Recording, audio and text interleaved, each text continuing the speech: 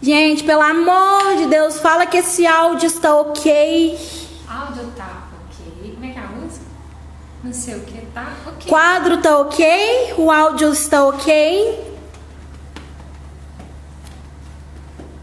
Agora, Jana, os meninos estão falando que tá sem som. É pra você cantar, pra eles te ouvirem cantando, pra testar se Oi, alô, som. Tô passando som nesse momento. Não, é pra alô, cantar. Som, alô, ai, gente. Tá, depois eu canto. Não, então, eu mostro o vídeo. Não, tinha que cantar.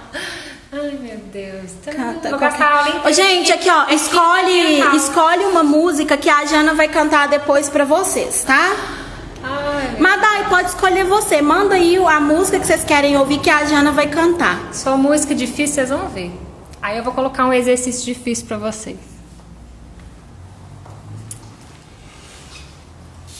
Jana, ó, o espaço é todo filma seu. o Will descabelando ali, por favor. Ele tá tentando mexer no vídeo, não tá dando Eu conta. não aguento mais editar vídeo, eu não aguento mais fazer vídeo, eu quero viver fora dos corona, eu não aguento mais essa vida!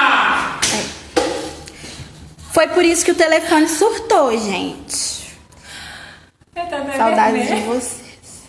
Ó, estamos aqui aglomerados, mas todo mundo com distância, com álcool. O Wilson tem álcool até no cabelo. Com cheiro de cenoura o álcool dele. Exatamente, tá? Pra hidratar as mãos.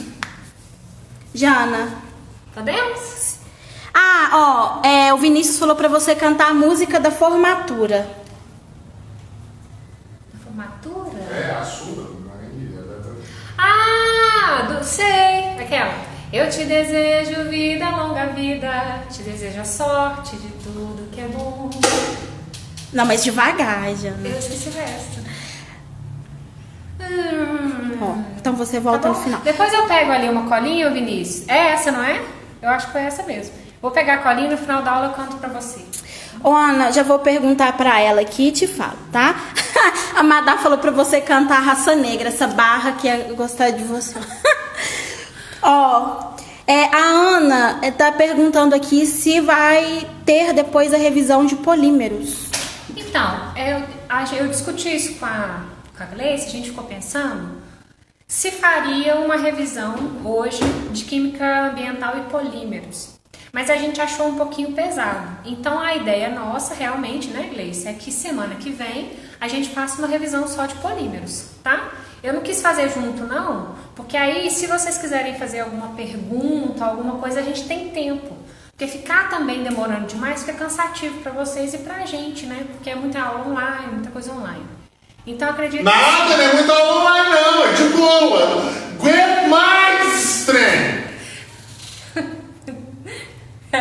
né? Então eu acredito que sim. Semana que vem, se tudo der certo, a gente vai confirmar com o Ricardo, mas na quarta-feira à noite, na terça-feira à noite a gente faz de polímero, tá?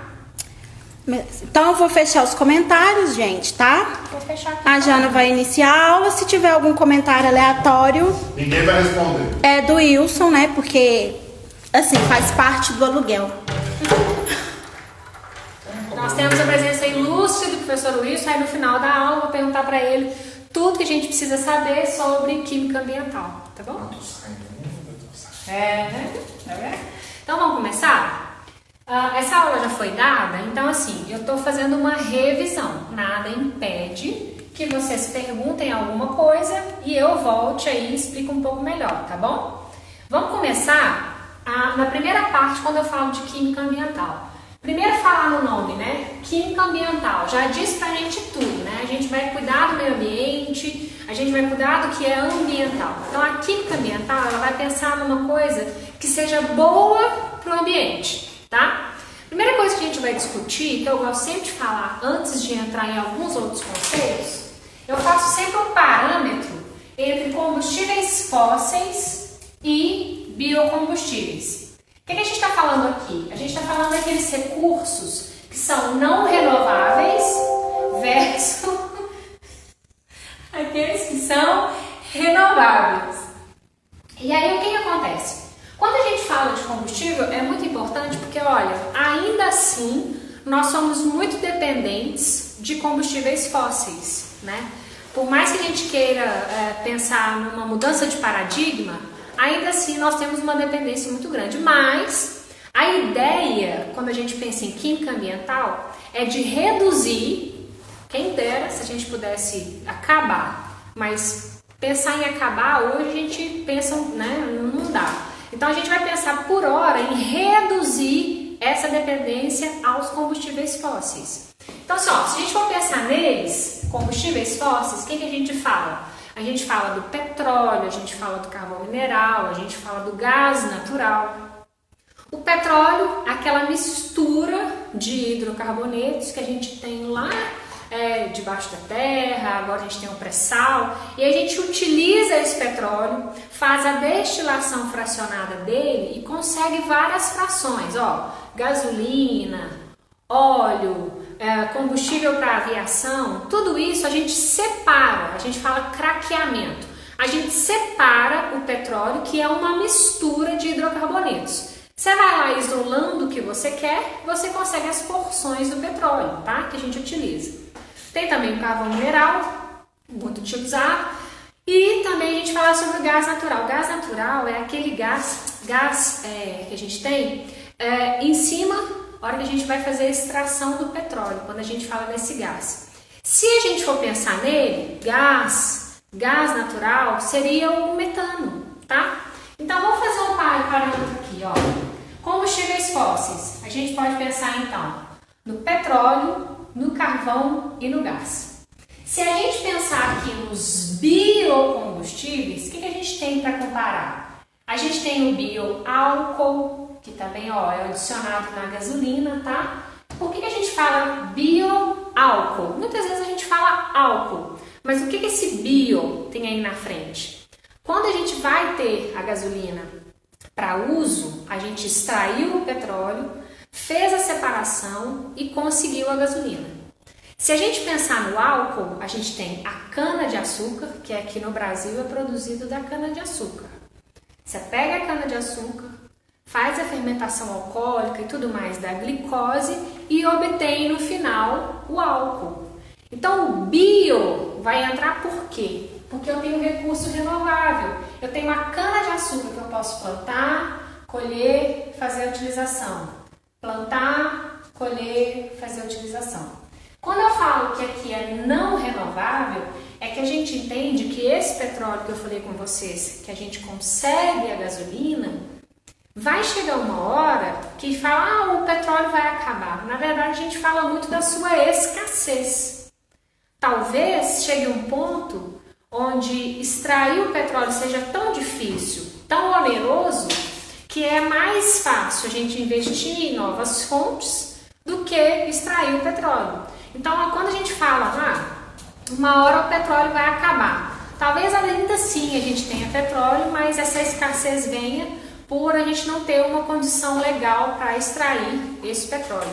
E quando a gente fala de biocombustível, aí não, a gente pode plantar cana-de-açúcar, a gente pode colher, a gente pode produzir o álcool e assim sucessivamente, ok? E mais, quando a gente planta a cana-de-açúcar, a gente extrai o caldo e faz o que a gente chama de etanol de primeira geração.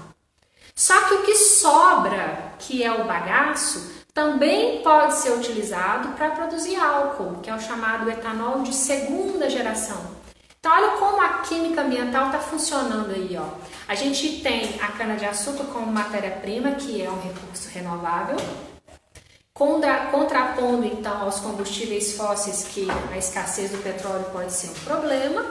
E aí a gente tem a plantação da cana, a utilização dela não só do caldo, mas também daquela biomassa que seria o bagaço, a palha da cana, para produzir o etanol de segunda geração. A gente utiliza praticamente o total, né, que a gente fala da planta. E mais. Tchau! Tô saindo sem fazer barulho! Com Deus, viu? Tchau, obrigada. Mas ainda mais quando a gente pensa nesse recurso renovável que é a cana-de-açúcar, olha que interessante, a gente tem o CO2 sendo disponibilizado na atmosfera pela nossa respiração, pelos animais e tudo mais, não é?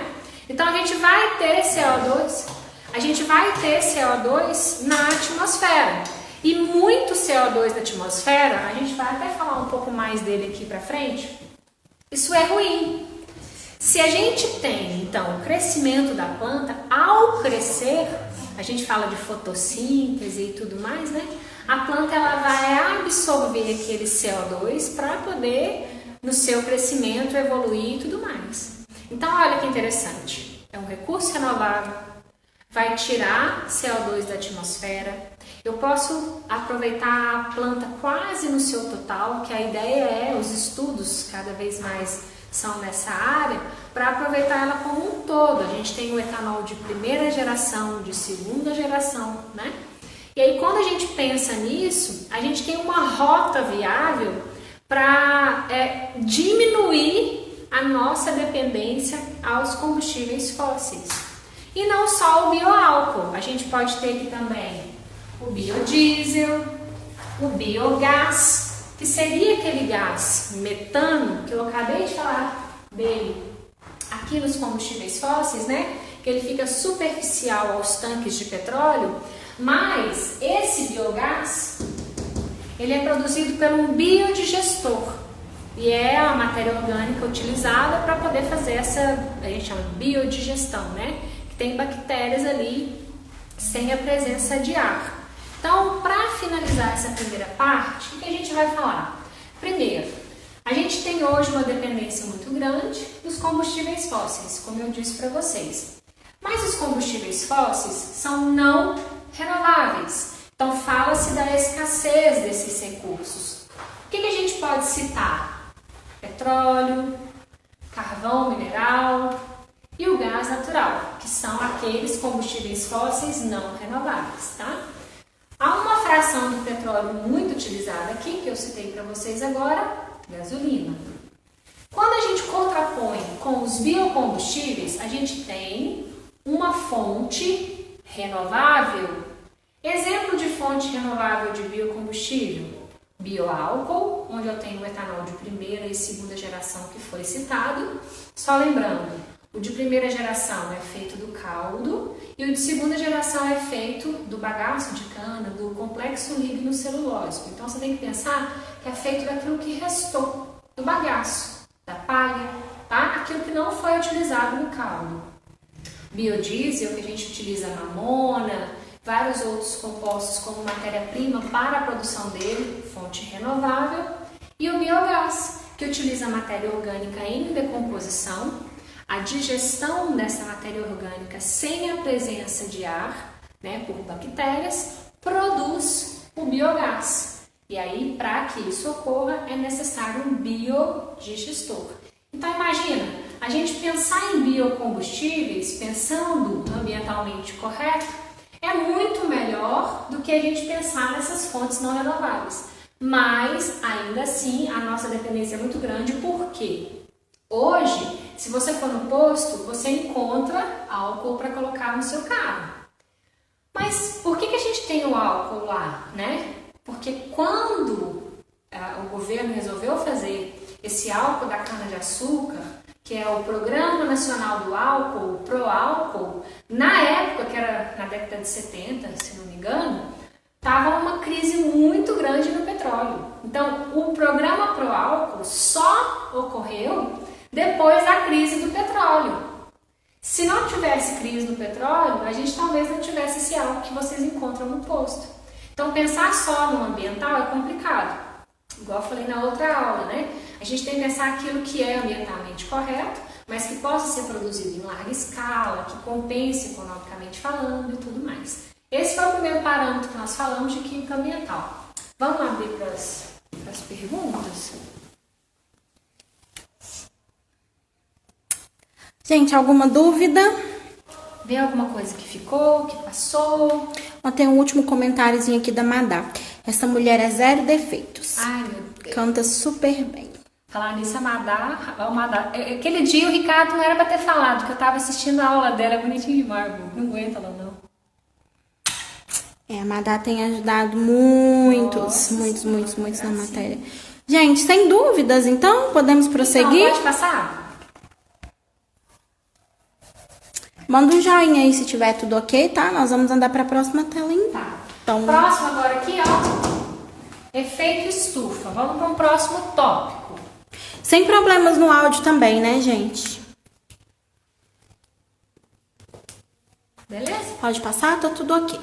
Ó, vamos falar agora sobre efeito estufa. Toda vez que a gente fala de química ambiental, a gente tem que falar sobre efeito estufa, tá? Primeiro, eu coloquei aqui vilão ou mocinho, né?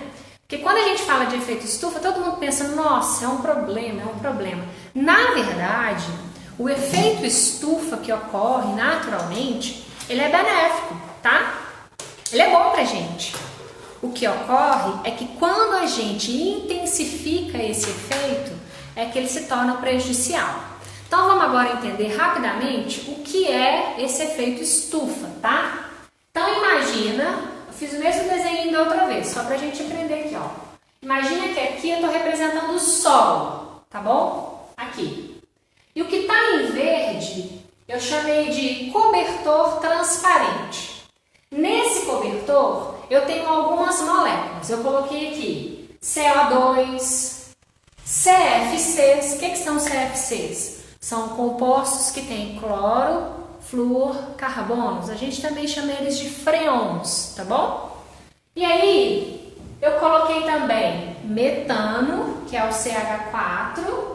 Coloquei óxido de nitrogênio, N2O, e ozônio. A gente fala, mas o ozônio é tão bom pra gente? Depende, né? Nesse momento aqui, ele vai contribuir para o efeito estufa. Funciona assim, eu tenho o Sol que vai emitir os raios solares. E aqueles raios solares vindo direto do Sol, eles vão entrar na nossa atmosfera sem nenhum problema, sem nenhuma interferência, sem nenhum obstáculo. Ele entra e bate, atinge o solo. Quando isso ocorre uma mudancinha pequena, porque ocorre uma alteração devido ao solo, né? Algumas coisas podem ser absorvidas, modificadas. Isso ocorre em relação ao comprimento de onda. O que é importante você saber? Que quando ele bate no solo e volta, ele já tem uma intensidade de infravermelho que quando eu tenho a interferência, o toque naquele cobertor transparente, aí sim ele vai ter uma certa interferência. Então olha como é que funciona o efeito estufa. Os raios solares diretos do Sol entram sem nenhum problema, mas eles não vão embora. Eles continuam aqui. Deixa eu pegar uma coisa vermelha. Eles continuam aqui. É como se eles afetassem aqui, ó. O que ocorre é que essas moléculas que estão aqui, elas de certa forma, vou colocar entre aspas, elas conseguem armazenar, entre aspas, energia em forma de calor, né? Em relação à vibração. A partir do momento que elas começam a vibrar, elas absorveram aquela energia, elas armazenaram aquela energia. Então é como se eu falasse resumidamente, entre aspas, que essas moléculas armazenam calor. Então, olha, entra sem nenhum problema, mas não consegue sair, consegue atingir essas moléculas aqui. Aí você fala assim, por que você disse que o efeito estufa é legal? Porque se isso não acontecesse, a gente ia ter uma temperatura super agressiva na Terra, super difícil, dias muito frios, né? Noites muito frias, e isso não era legal pra gente, ok? Então, ter muitas dessas moléculas é ruim, mas também não ter essas moléculas para formar esse cobertor transparente e fazer o efeito estufa é ruim, porque eu preciso de uma temperatura que seja mais amena. Então, ele é bom. Mas olha, se essas quantidades de substâncias aumentam demais, aí vem um problema. Porque, ó, se eu tenho o efeito estufa, não é para ter temperaturas mais amenas. Se eu tenho moléculas demais, essas temperaturas tendem a aumentar. É o que a gente chama de aquecimento global. Porque aí eu tenho um aumento de temperatura da temperatura do planeta. Então, aquele aumento de temperatura, aquele conservar de temperatura, né, que seria benéfico para a gente, passa a ser um problema, porque aí eu tenho molécula demais nesse cobertor transparente que faz com que a temperatura seja conservada e aí vai aumentando e aí vai aumentando, né? Para falar desse cobertor transparente, quais são as moléculas que fazem esse cobertor transparente ocorrer, existir, para que ocorra o efeito estufa? Olha só, aquela que mais contribui é a molécula de CO2, aproximadamente 55%. Como eu coloquei 55%, eu quis dizer tipo, mais de 50%, quem contribui para o efeito estufa é o CO2. Mas, nesse cobertor transparente, eu também posso ter metano contribuindo, os CFCs contribuindo e, por último, aqueles que contribuem em menor quantidade, a sua menor contribuição é óxido de nitrogênio e ozônio. Então, quando a gente pensa em efeito estufa, o que a gente pensa que mais contribui? Vocês têm que lembrar, ó, é o CO2, tá?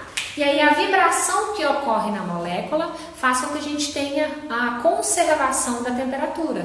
E aí essa temperatura não vai embora, fica aqui no planeta e vai aumentando a temperatura do planeta.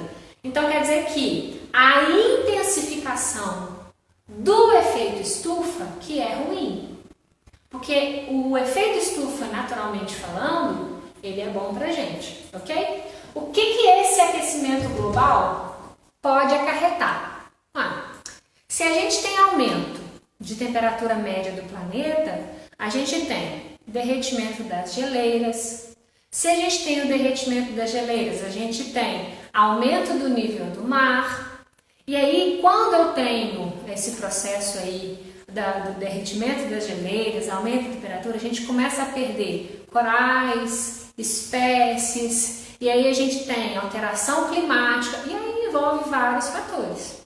Então, quando a gente fala de aquecimento global, não é legal, mas o vilão não é o efeito estufa, é a intensificação deste efeito, que é causado pela quantidade muito grande de moléculas que vão fazer esse cobertor transparente.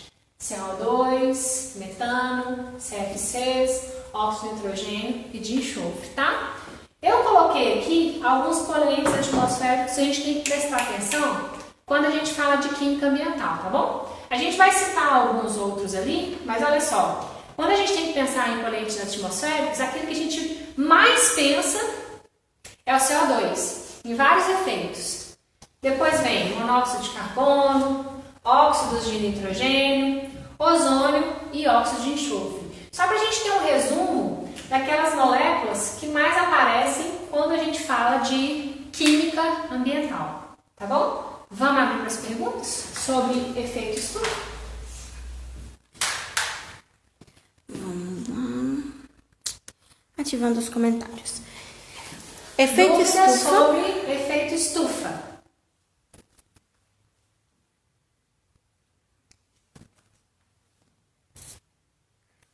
Tudo ok, gente? O pessoal tá mandando joinha, pode seguir. Então vamos. Próximo, chuva ácida. Aqui.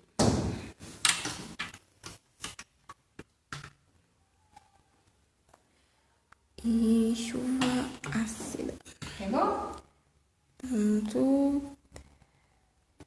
Dando um reflexozinho ali. Vou baixar a janelinha. Prontinho, já. Foi? Vamos começar agora a falar sobre chuva ácida. Primeiro dizer que a gente sempre pensa, ai meu Deus, chuva ácida, meu Deus, nossa senhora, que problemão. Lembra de eu falar com vocês do efeito estufa? Que ele é bom? Ele só é problemático quando tem a intensificação dele. O mesmo ocorre com a chuva ácida, tá? De qualquer maneira, a gente tem uma pequena acidez na chuva. Isso é natural. Por que eu estou dizendo isso? Porque, ó, o homem, os animais, alguns processos que a gente fala, liberam CO2 na atmosfera. Esse CO2 que está na atmosfera, ele vai reagir com a molécula de água e formar o ácido carbônico, que é o H2CO3, que a gente tem no refrigerante e tudo mais, é um ácido fraco. Então, se você for pensar, normalmente eu já tenho a chuva com uma pequena acidezinha, tá? Sem nenhum problema. O problema tá aonde? A intensificação da acidez da chuva. Como que vai ocorrer a intensificação da acidez da chuva? Primeiro, se eu tiver CO2 demais na atmosfera, não é legal. Mas mesmo assim, o CO2 não forma um ácido fraco, que eu falei para vocês? Isso aqui é um ácido fraco. Até coloquei o pH aqui, ó, 5,7, tá? Mas eu tenho outros óxidos que também fazem com que a gente tenha a formação de ácidos. Aí olha só, esse aqui, por exemplo, pode formar o ácido sulfúrico, que é H2SO4. E esse aqui, o ácido nítrico, que é o HNO3. Então, se eu tiver muito CO2 na atmosfera, tiver também outros poluentes como óxido de enxofre, óxido de nitrogênio e tudo mais, eu tenho, além da formação do ácido carbônico, que é fraco, eu ainda tenho outros ácidos que aí sim são mais fortes. Olha só, esse aqui é um ácido mais forte e esse aqui é um ácido mais forte. Então, o problema não é a acidez da chuva. O problema é a intensificação dessa acidez. Se eu tenho uma acidez muito grande, ou seja, um pH baixo, quanto menor o pH, maior a acidez. É o inverso, tá? Quanto menor o pH, maior a acidez. Então, se eu tenho uma chuva com pH muito baixo, se eu tenho uma acidez de chuva muito grande, eu tenho a intensificação da acidez e problemas nos rios, lagos, oceanos, perca de corais também, algumas outras espécies, placas de carbonato, de mármore, também são atrapalhadas e por causa da chuva ácida. Então, tem várias coisas que ocorrem de ruim pra gente, pro ambiente e tudo mais, se ocorrer a intensificação da chuva ácida. Aí a gente volta, né? A gente falou lá de combustíveis fósseis e tudo mais. Tá, até agora eu falei de CO2 na chuva ácida e falei de CO2 no efeito estufa. E como que eu tenho a liberação de CO2 na atmosfera? Quando a gente tem a utilização de combustíveis fósseis, a gente vai utilizar aquele combustível e vai liberar para a atmosfera o CO2. Então, olha só, aquele carbono que estava paradinho lá embaixo, no formato de petróleo e tudo mais, eu pego esse carbono, utilizo o combustível fóssil para energia, gerar energia e tudo mais, e aí vou disponibilizar na fumaça e como poluente atmosférico o CO2. Quanto mais se utilizam combustíveis fósseis, mais a gente joga na atmosfera CO2. E vocês viram que ele é um vilão que intensifica o efeito estufa e intensifica a chuva ácida, viu? Então, olha só, quando a gente está fazendo isso, a gente está provocando um pouco mais essa intensificação, ok? Dúvidas? Vamos abrir? Eu coloquei aqui, tá? Óxidos de enxofre, nitrogênio e carbono. Aqui o óxido de carbono, óxido de enxofre e o de nitrogênio. Vamos abrir para as perguntas. Pergunta sobre chuva ácida. Vamos lá. Senão vai dando joinha. Coraçõezinhos estão subindo, Jana.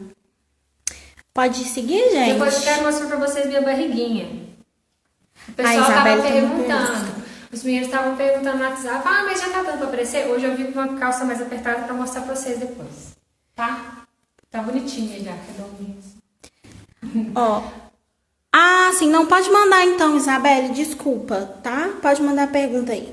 Ela falou que a hora que a gente fechou os primeiros comentários, ela foi encaminhar a gente. Então vai lá. Carlos, qual parte que é para repetir? A questão da chuva ácida ou do efeito estufa?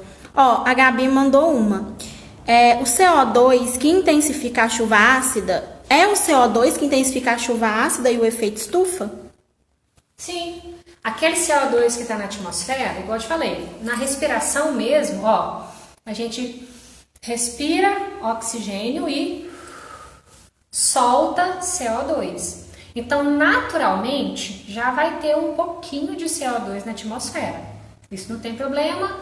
Quando a chuva descesse, ia pegar um pouquinho desse CO2, ia formar um pouquinho só de ácido carbônico e a gente não ia ter muitos problemas, tá? Até porque tem um cara que fala o seguinte, que depois de 1 hora de chuva grossa, você pode pegar a água que ela não vai estar mais ácida. Eu falei, será? Ainda não fizeram essa análise. O que ocorre é que o CO2 ele vai intensificar porque a gente tem a utilização dos combustíveis fósseis, né? Gasolina e tudo mais. E quando a gente usa, a gente tem a disponibilização de CO2 na atmosfera. Quando você utiliza esses combustíveis fósseis, o que sobra? CO2 que vai para a atmosfera. Então não é mais aquele CO2 que eu joguei fora da minha respiração e tudo mais. Agora tem um monte. Porque é o da minha respiração, dos animais, dos combustíveis fósseis e tudo mais. Então aí é CO2 demais.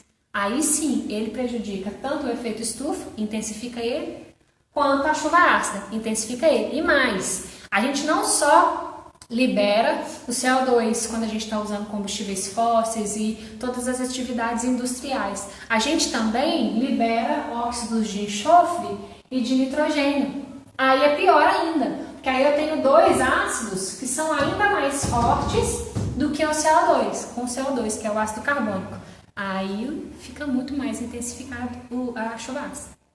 Camille falou que você tá linda, grávida. Ai, meu Deus. Ó, o Valdir falou que se alguém tiver dúvida, não tá dando tempo de formular. Valdir, não está dando tempo de formular, porque A, estamos fechando rápido a janela de comentários. B, falta um tempo entre compreender a explicação da Jana para depois formular a pergunta, ou porque ela está explicando rápido demais? Me fala aí para a gente poder consertar onde está esse probleminha, tá? Isabelle, por que os gases que impedem a saída dos raios não impedem a entrada? E qual é a diferença? Tá, boa pergunta. Quando esse raio vem, ele está vindo direto do solo. Ele tem um determinado comprimento de onda.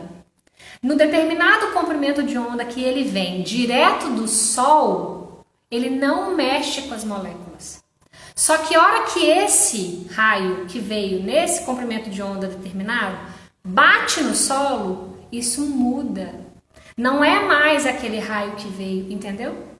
Quando bateu no solo e o solo fez as suas alterações, vamos dizer assim, quando ele vai refletir, ele não é o mesmo. Aí sim, ele vai interferir nessas moléculas e as moléculas não vão deixar ele sair. Então ele entra sem nenhum problema. Mas na hora que ele vai de novo, depois que ele sai do solo e vai de novo para sair, ele já não sai, porque ele não é mais o mesmo. Ele tem um outro comprimento de onda. Ok? Por isso. Cecília, não entendi muito bem como ocorre a liberação do óxido de enxofre e nitrogênio. Pode ser de várias atividades industriais, quando eu falei no início que a gente pega o petróleo e tira várias frações dele, eu tenho várias frações que eu utilizo para várias coisas. Eu tenho óleo, eu tenho a gasolina, eu tenho combustível para aviação, dentre outras coisas. Então a gente utiliza isso para colocar combustível no carro. Olha o cano de descarga do carro, ok? Tem muito CO2. Que mais que a gente vai liberar? Atividades industriais, quando a gente for falar de usina, tudo aquilo que vai utilizar para queimar. A queima dos combustíveis fósseis libera esses poluentes. Não só o CO2, mas libera também óxidos de enxofre e óxido de nitrogênio e várias outras atividades, tá? A Núbia está perguntando o que significa aquela anotação ali, onde tem animais, homens, respiração e CO2. Aqui eu queria dizer que naturalmente o homem, os animais, quando vão fazer a sua respiração, ó, eu respiro oxigênio e solto CO2. Então, o que eu quis dizer aqui é que na respiração, naturalmente, já vai ser produzido CO2. Mas, se a gente não estivesse mexendo com combustível fóssil, queimando esses combustíveis fósseis, a gente não ia ter tanto CO2 na atmosfera. A gente tem, porque nós somos dependentes dos combustíveis fósseis, queimamos esses combustíveis para gerar energia. Aí fica CO2 demais na atmosfera. Além de CO2, óxido de enxofre e óxido de nitrogênio. O Vinícius pediu para você repetir a parte da chuva ácida, porque ele teve uma quedinha de internet. Tá, então vamos aqui, ó. Vamos rapidamente, Vinícius, falar. Chuva ácida, ela naturalmente ocorre. Porque, como eu acabei de responder, quando a gente respira, os animais e tudo mais, a gente libera CO2 na atmosfera. Só que não ia ter problema, porque quando chovesse, ia pegar pouco CO2 na atmosfera e iria formar pouco ácido carbônico, e ele é fraco. Então, chuva ácida, toda chuva naturalmente tem uma pequena acidez. O que é o problema? É a intensificação dessa chuva, que ocorre quando a gente utiliza de combustíveis fósseis na queima. E aí, quando a gente queima esses combustíveis fósseis, vai para a atmosfera e eu fico colocando molécula demais de CO2 na atmosfera. E além disso, atividades industriais, tudo que a gente faz, a gente produz também óxido de enxofre e óxido de nitrogênio. Aí quando chove, Vinícius, olha só, eu formo o ácido sulfúrico, que é um ácido mais forte, né? E formo o ácido nítrico, que é um ácido mais forte. Então, olha só, chuva ácida não é o problema. A intensificação da chuva que é o problema, causado pelos ácidos. Ácido carbônico, que é da molécula CO2, ácido sulfúrico, que é do SO3, e nítrico, que é do óxido de nitrogênio. Se tem moléculas demais dessa na atmosfera, que são os poluentes, na hora que chove, reage com a água e forma esses ácidos. E aí a gente tem a acidez de oceanos, lagos, perda de alguns animais, de algumas espécies, corais, coisas do gênero, tá? Também destrói placas de mármore, estátuas. Miguel e Ana Clara respondidos. Ana Clara, era essa questão também, né? Que você queria, a questão da chuva ácida. Cecília, o efeito estufa se torna um vilão quando ocorre o aumento dos gases que já estão nesse cobertor? Isso. Porque, se tivesse CO2 da respiração, o CO2 não sei o que, não ia ter problema, é bom. Porque, vou até te falar, se tiver molécula demais, igual Vênus tem uma temperatura muito gigantesca. Se tiver de menos, quando chegar à noite, a gente ia ter temperaturas tão frias que ia ser insuportável. Então, olha como a gente consegue suportar a mudança de temperatura tranquilamente. Por causa do efeito estufa. A gente tem temperaturas amenas por causa do efeito estufa. Só que quando tem molécula demais ali, como que teve molécula demais ali? Você começou a jogar moléculas para a atmosfera, com as atividades industriais, com a utilização de combustível fóssil, com a queima desses combustíveis. Quando a gente começou a fazer isso, a gente começou a jogar muita substância e aí esse cobertor transparente começou a ficar lotado de substâncias que, obviamente, vão formar esse cobertor. Aí que é o problema, que aí a temperatura vai ser conservada demais. E aí aumenta a temperatura média do planeta. É o que a gente chama de aquecimento global. Vamos ver aqui. Certo, pessoal, então, vou demorar um pouquinho mais para fechar os comentários, tá? É porque tá demorando para chegar aqui para nós, aí a gente acha que não tem comentários para subir. Tá? Mas nós vamos dar alguns minutinhos a mais. Elogios para você, Jana. A Larissa tá falando que você transmite uma paz. É porque você não está com ela por perto, Larissa. Ué?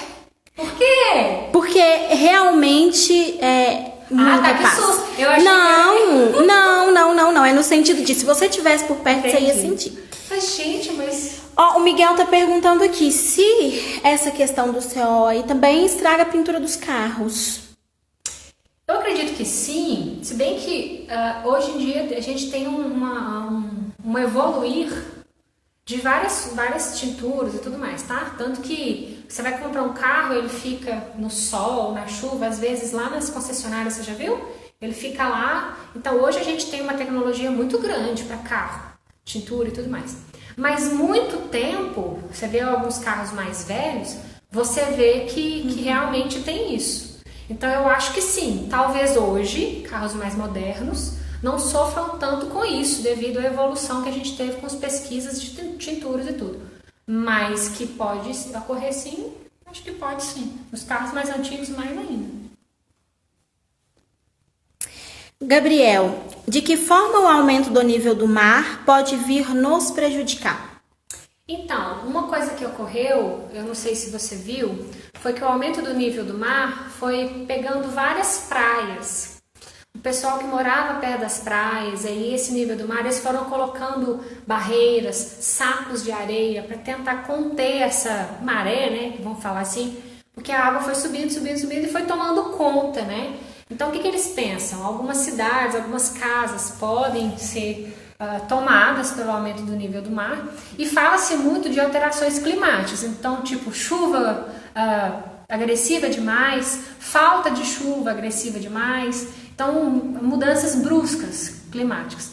Sem falar que se aumenta a temperatura média do planeta, vai aumentar também a temperatura da água, então tem várias coisas que não sobrevivem se você modificar a temperatura. O que eu lembro assim de cabeça é que começa pelos corais. Alguns não sobrevivem com uma mudança de temperatura, aí certos peixes depois já não conseguem viver e aí a gente vai alterando a vida, tá? O ciclo da vida. Então é como se fosse, sei lá, uma avalanche. Muda uma coisa e altera outra coisa, que altera outra coisa. O que altera pra gente a gente vai perder certas espécies de peixes, por exemplo, e cidades podem ser tomadas, né? Tem cidade aí que é à beira da água mesmo. E aí pode ser tomada. Não é legal, né? Camille.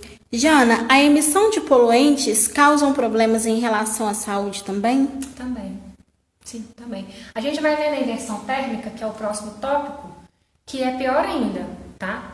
E é engraçado que é interessante ela falar isso. Eu estava assistindo algumas coisas na televisão e aí eles citaram sobre esses poluentes. E aí eu fui procurar na internet. Vários cientistas, o artigo que eu li era do Canadá, falando que o quanto, devido a esse isolamento social, eles vêm reparando que a poluição vem diminuindo. Porque, olha, a gente precisou de uma pandemia dessa, né? Para evitar viajar demais, para evitar se locomover, porque o isolamento social foi provocado pela pandemia, mas ajudou. Então, várias cidades que tinham aquela nebulosa, a gente chama de nebulosa, é quando em determinadas horas do dia, tipo aquelas horas de pico, tem vários carros e tudo, e aí fica a nebulosa. Por algum tempo, né, antes de misturar com o ar, fica aquela nuvem branca. E eles analisaram que não tinha mais. Então, realmente, devido ao isolamento social, eles separaram que a poluição melhorou e muito por causa disso. Então, as atividades que a gente tem industriais, do dia a dia, provocam o aumento desses poluentes. E é ruim para a nossa saúde, é ruim para o planeta, e aí vira uma bola de neve. Mas... Não, só um comentário da Maria Clara, que disse que você tá com uma carinha de grávida linda. Eu tô feliz. E o mais legal é que eu tô passando bem. Me perguntaram isso também. Teve gente que eu não respondi, que eu tava vindo pra cá, né, gente? Aí não dá. Mas uma pergunta eu olhei. Eu não lembro de que era. Eu tô passando bem. Muito bem, só tô comendo muito. E pra fechar, a outra Ana Clara perguntou se nós estivermos no meio de uma chuva ácida na rua, sem guarda-chuva, isso pode nos prejudicar? Se sim, como? Ou essas chuvas não acontecem em qualquer lugar ou a qualquer momento? Não, igual eu falei, a chuva é sempre ácida, tá? A questão da acidez dela ser muito leve, então não vai ter problema nenhum. Mas alguns eventos, então não é agora sempre, não. Alguns eventos foram analisados pelos cientistas, os ambientalistas e tal, e aí eles notaram que em alguns lugares foi observada essa chuva ácida, que não é a chuva normal, é a chuva com uma acidez muito brusca, tá? Então, quando isso ocorre, é prejudicial para todo mundo.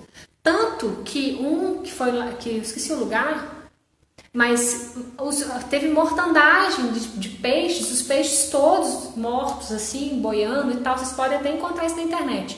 Uma tristeza danada, porque a chuva ácida foi tão ácida que provocou a morte dos peixes. Então imagina, se a gente estivesse no local assim, provavelmente a gente sentiria alguma coisa, não sei. Porque a acidez, pelo que eles analisaram, foi muito, muito grande, né? Uma acidez muito grande. Mas o que ocorre a chuva normalmente é ácida. São esses eventos de chuva ácida que é preocupante, tá bom?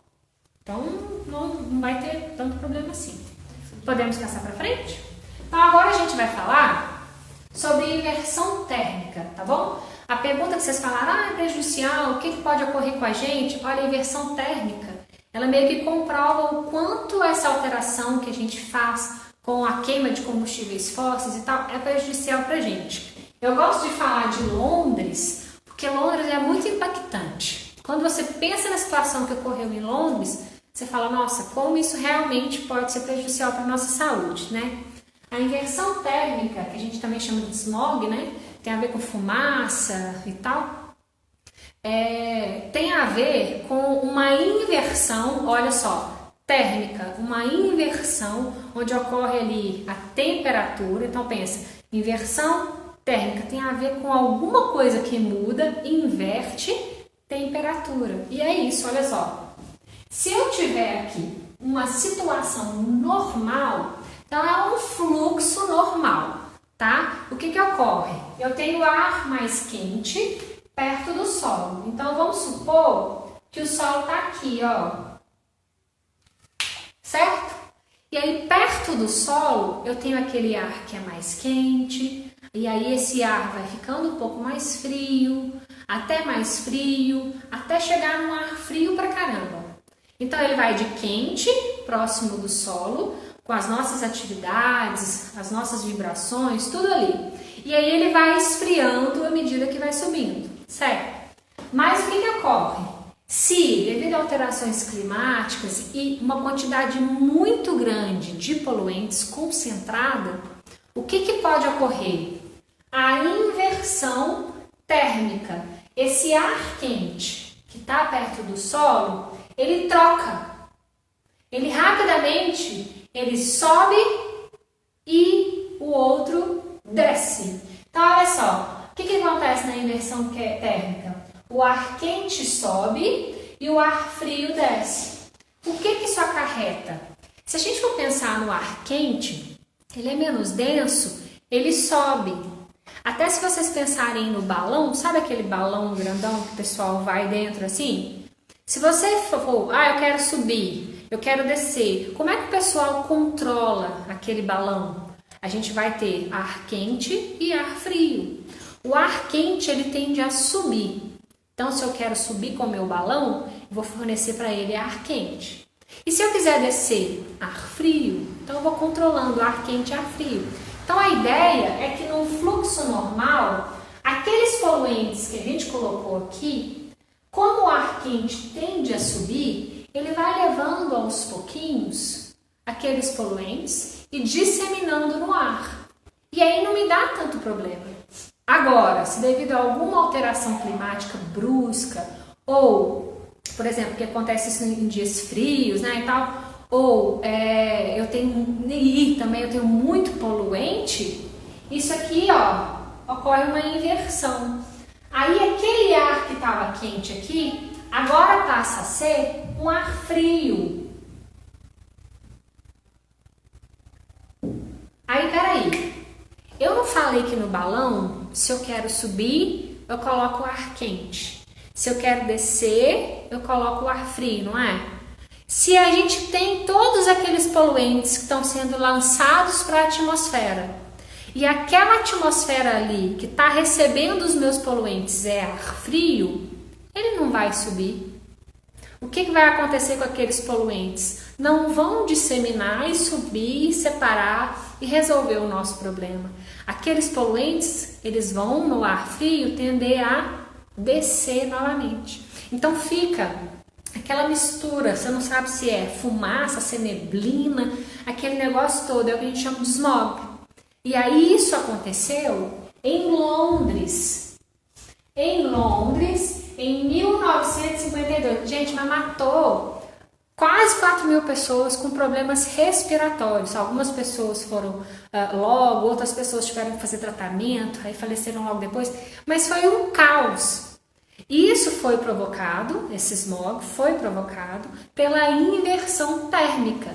Ao invés de logo depois de solo eu ter o ar quente e ele disseminar os poluentes atmosféricos, ocorreu uma inversão. E aí essa inversão fez com que logo depois do solo eu não tivesse ar quente, eu tinha ar frio. Esse ar então não subiu, ele continuou ali, ele desceu. Então trouxe para as pessoas todas aquelas moléculas, aqueles poluentes atmosféricos que as pessoas propriamente tinham produzido, mas tudo de uma vez. Foi aonde aconteceu esse desastre, onde esse monte de gente aí sofreu com problemas respiratórios, tá? Só lembrando que essa inversão térmica, ela ocorre devido a algumas mudanças climáticas bruscas em lugares que são frios, tá? E que tenham muita poluição, tá bom? Vamos lá, Gleice, liberar pra galerinha? Esperar mais um pouquinho, que aí eles vão abrindo e tal.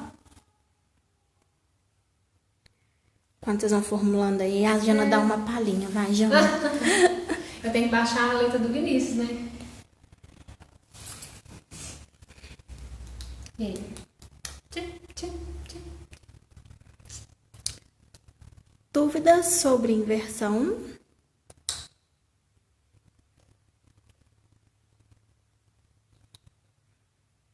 O silêncio. É porque o Will foi embora. Se o Will tivesse sentado aqui, ele tava pá! Pá!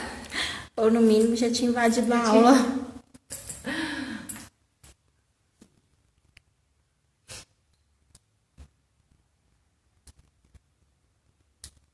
Não?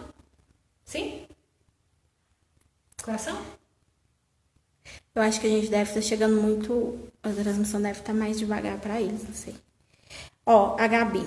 Tem como repetir a questão da inversão térmica? A internet dela caiu.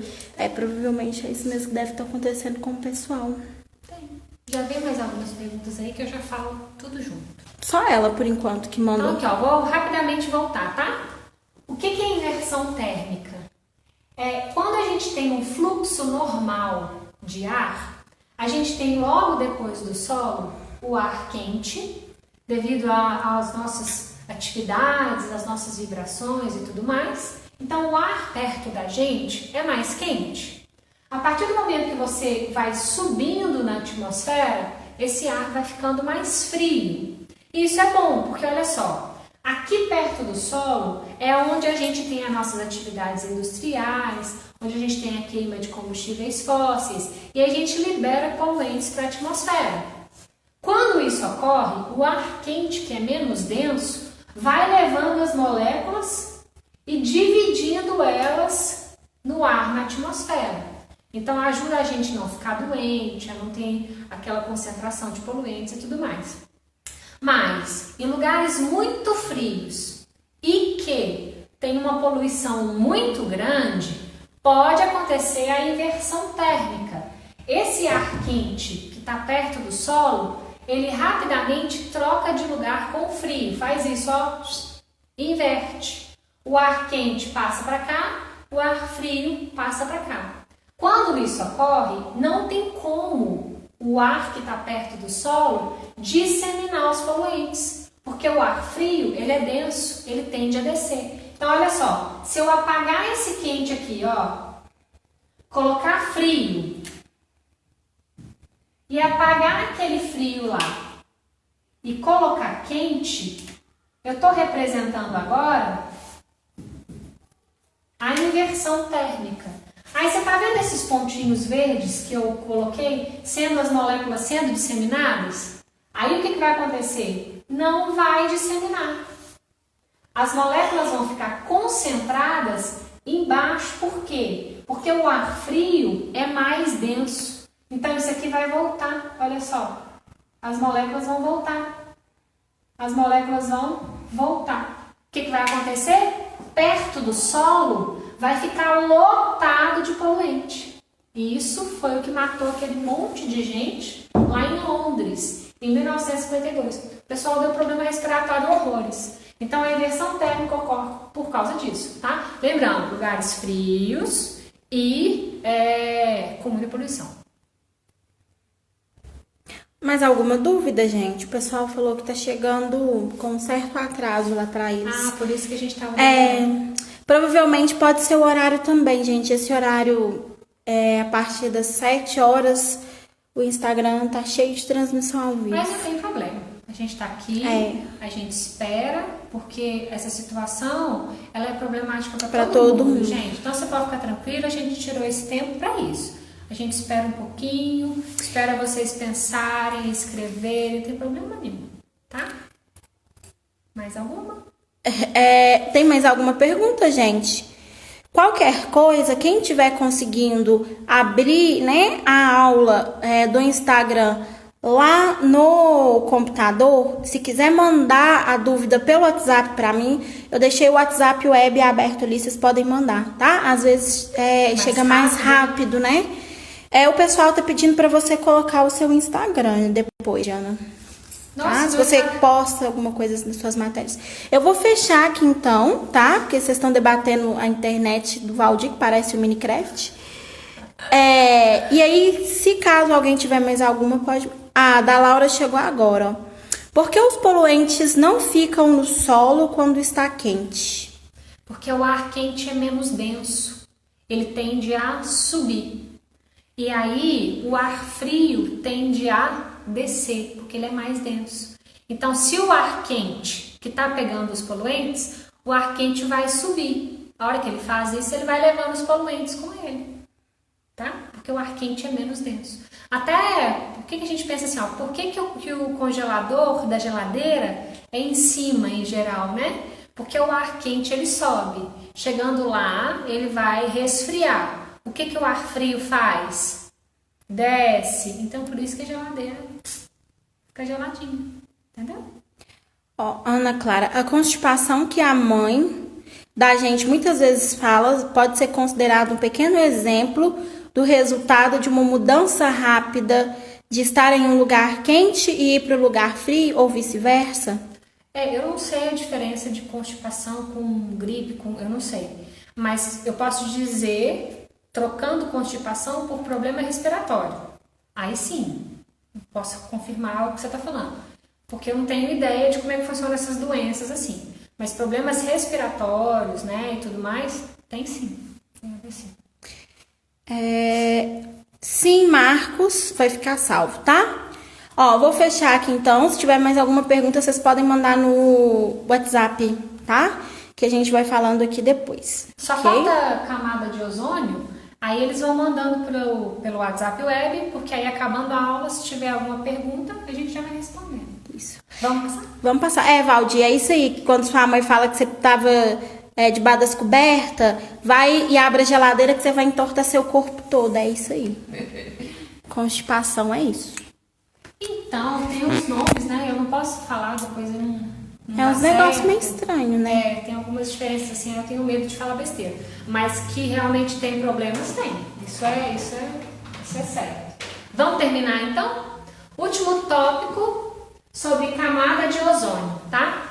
Olha só, a camada de ozônio é super benéfica pra gente. Qual que é a função dela? Ela faz com que a gente não receba tanto ultravioleta assim do sol. Então ela funciona como se fosse um filtro, tá? Vai passar pouquíssimo, assim, se a gente for pensar mesmo na camada de ozônio na sua melhor hipótese, mais de 90% ela consegue filtrar, tá? Desses raios UV que a gente receberia. Então é muito benéfica pra gente.